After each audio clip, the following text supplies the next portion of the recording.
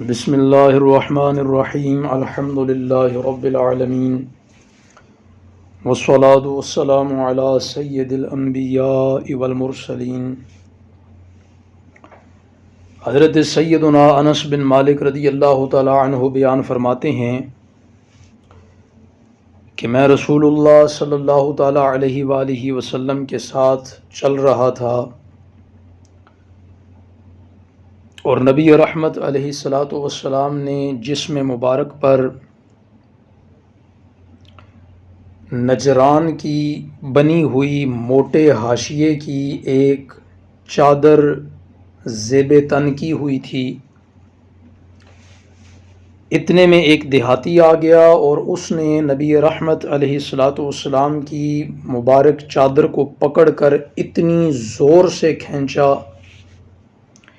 کہ میں نے رسول اللہ صلی اللہ تعالی علیہ وآلہ وسلم کے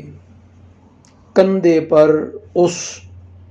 کے زور سے کھینچنے کی وجہ سے جو نشان پڑ گیا میں نے اس کو دیکھا۔ تو چادر کھینچتے ہوئے وہ شخص دیہاتی کہنے لگا کہ اے محمد صلی اللہ تعالی علیہ وآلہ وسلم، مجھے اس مال میں سے دیے جانے کا حکم کیجئے جو اللہ کا مال آپ کے پاس ہے۔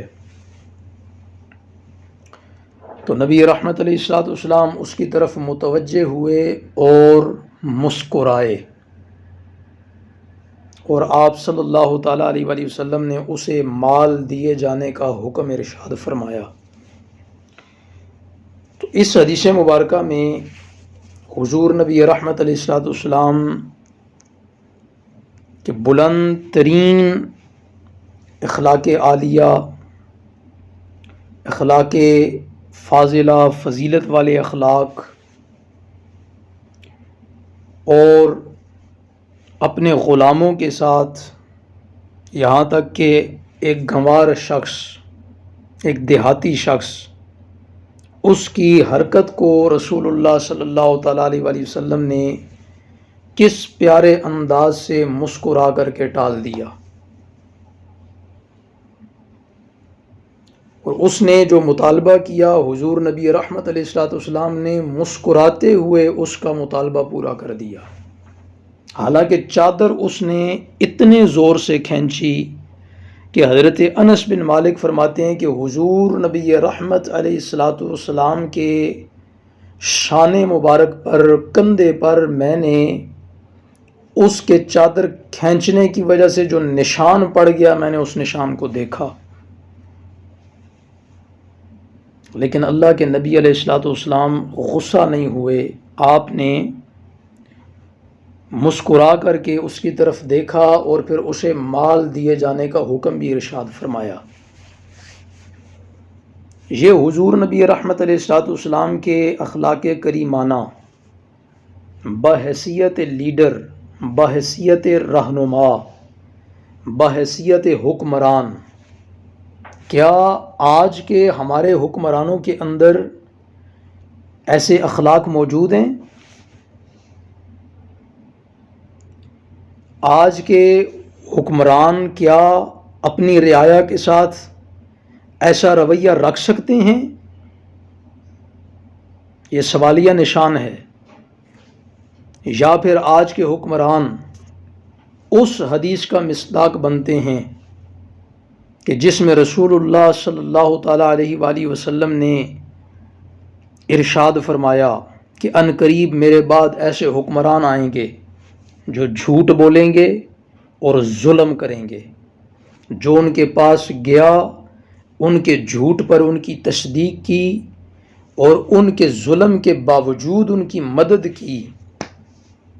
ان کا مجھ سے اور میرا ان سے کوئی تعلق نہیں ہوگا، اور نہ ہی وہ لوگ مجھ سے میرے حوض پر ملنے آئیں گے، میرے حوض پر آئیں گے وہ۔ اور جس نے ان کے جھوٹ کی تصدیق نہ کی، ان کے ظلم پر ان کی اعانت نہ کی، حضور ان لوگوں کے بارے میں اللہ کے نبی فرماتے ہیں وہ میرے ہیں اور میں ان کا ہوں، اور یہی لوگ میرے پاس میرے حوض پر آئیں گے۔ تو کیا آج کے حکمران یہ ہیں ظالم؟ آج کے حکمران یہ ہیں جھوٹ بولنے والے؟ جو پہلے نہتی عوام پر ظلم و تشدد کرتے ہیں، قتل عام کرتے ہیں، سیدھی گولیاں مارتے ہیں، اور اس کے بعد پھر میڈیا پر اپنا من پسند پروپیگنڈا چلاتے ہیں جو کہ سراسر جھوٹ ہوتا ہے۔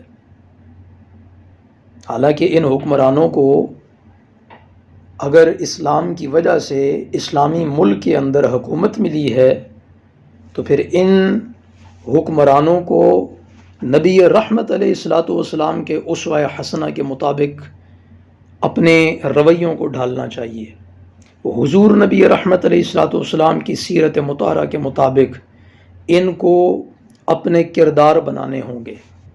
اور اگر نہیں تو یہ حکمران اس دنیا کے اندر بھی ذلیل ہوں گے اور اخروی دنیا کے اندر بھی ذلیل ہوں گے، دنیا و آخرت یہ برباد کریں گے اپنی۔ اللہ رب العزت سمجھنے کی توفیق عطا فرمائے، اور خصوصیت کے ساتھ حکمرانوں کو اور عمومیت کے ساتھ تمام لوگوں کو، تمام مسلمانوں کو حضور نبی رحمت علیہ والسلام کے اسوہ حسنہ پر عمل پیرا ہونے کی توفیق عطا فرمائے۔ وآخر دعوایا ان الحمد للہ رب العالمین۔